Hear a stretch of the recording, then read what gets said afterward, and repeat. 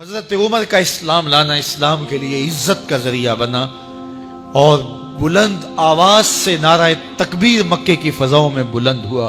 40 مسلمان جب ہو گئے تو پھر میرے رب نے کہا یا ایھا النبی حسبک اللہ، اے نبی تمہارے لیے اللہ کافی ہے، ومن اتبعک من المؤمنین، اور تمہارے لیے اہل ایمان کافی ہے۔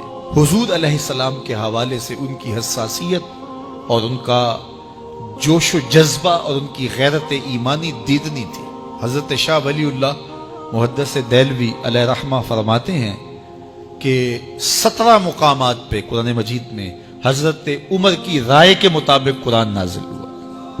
یہ اللہ نے حضرت عمر کو شان عطا فرمایا۔ اور پھر جب حضور علیہ السلام کے وصال کے بعد حضرت عمر سیدنا صدیق اکبر کے وصال کے بعد بھی تخت خلافت پہ بیٹھے، 22,55,000 مربع میل پہ آپ کی حکومت کی حدود پھیل گئی، اور حضرت عمر کی حکومت صرف انسانوں پر نہیں تھی، عمر کی حکومت پانیوں پر بھی تھی، عمر کی حکومت آگ پر بھی تھی، عمر کی حکومت ہواؤں پر بھی تھی، اور عمر کی حکومت دھرتی پر مٹی پر بھی تھی۔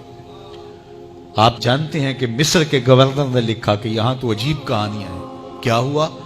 کہا کہ دریائے نیل اتنی دیر تک چلتا نہیں جب تک ایک نوجوان لڑکی کو زیورات سے آراستہ کر کے نیل میں ڈالا جاتا ہے، پھر نیل چلتا ہے، اور یہ برسا برس رسم جاری ہے۔ تو حضرت عمر کے پاس جب یہ پیغام پہنچتا ہے تو حضرت عمر نیل کو خط لکھ رہے ہیں، بسم اللہ الرحمن الرحیم، مصر کے نیل کے نام عمر کا خط، اور آگے لکھتے ہیں اے نیل اگر تو اللہ کے حکم سے چلتا ہے تو چل، ورنہ تیری کوئی ضرورت نہیں ہے۔ اور رکا لکھ کر قاصد کو دیا، جا کے یہ دریائے نیل میں ڈال دو۔ اللہ اکبر، جن کے رکے دریا بھی مانتے ہیں، پانیوں پر بھی حکومت ہے۔ اور نیل میں جب وہ رکا ڈالا گیا، نیل ایسا چلا آج تک کبھی رکا ہی نہیں ہے۔ پانیوں پر حکومت، ہواؤں پہ حکومت۔ مسجد نبوی کا ممبر ہے، عمر خطبہ دے رہے ہیں، عراق کے علاقہ نہاون میں جنگ ہو رہی ہے، مدینے سے 1 مہینے کی مسافت ہے، 1 مہینہ مسلسل چلیں تو نہاون آتا ہے۔ حضرت عمر خطبہ دیتے دیتے درمیان میں جملہ معترضہ کا، یا ساریہ الجبل، اے ساریہ پہاڑ نہ چھوڑنا۔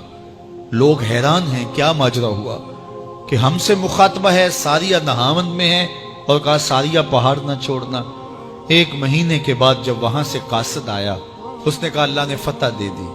کہا کیسے؟ کہا پہاڑ کو چھوڑ کر دشمن پر ٹوٹنے لگے تھے، آگے بڑھنے لگے تھے، ان پر حملہ آور ہونے لگے تھے۔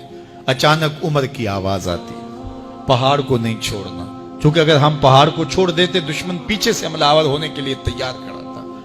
تو کہا بس ہم پہاڑ کو اپنی پشت پہ پھیر رکھا، اور اللہ نے اسی دن ہمیں فتح عطا کر دی۔ ہوائیں بھی ان کا پیغام پہنچاتی ہیں، پانی بھی ان کا حکم مانتے ہیں۔ اس زمانے میں فائر بریگیڈ سسٹم نہیں تھا، لیکن ایک آگ بڑھتی آ رہی ہے شہر کی طرف۔ لوگوں نے حضرت عمر کو بتایا، امیر المومنین، آگ پھیلتی آگے بڑھتی چلی آ رہی ہے اور شہر کو اپنے قابو میں لینے والی ہے۔ عمر اپنی چادر اتارتے ہیں اور حضرت تمیم داری کو دیتے ہیں، کہا یہ چادر لے جاؤ اور ایسے ایسے کرو، آگ پیچھے بھاگتی چلی جائے گی۔ تو چادر ہلاتے جاتے ہیں حضرت تمیم داری، اور آگ پیچھے بھاگتی چلی جاتی۔ مٹی بھی حکم مانتی ہے۔ ایک لونڈی کھڑی رو رہی ہے راستے میں، کہا تجھے کیا ہوا؟ کہا ٹھوکر لگی، میرا تیل زمین میں بہہ گیا، میری مالکہ بڑی سخت ہے، وہ مجھے کہے گی تم نے یہ کیا کیا۔ عمر درہ زمین پہ مارتے ہیں، فر الارض الم عادل علیک، زمین عمر نے تیری چھاتی پہ عدل نہیں کیا؟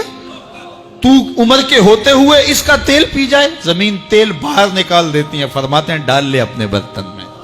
تو یہ عمر کے ان کا حکم مٹی بھی مانتی ہے، ان کا حکم ہوائیں بھی مانتی ہیں، دریا بھی مانتے ہیں، ان کا حکم پانی اور آگ بھی مانتی ہے۔ وہ عمر، میرے حضور فرماتے ہیں ان الشیطان یفر من ذل عمر، میرا عمر وہ ہے جس کے سائے کو دیکھ کے شیطان بھی بھاگ جاتا ہے۔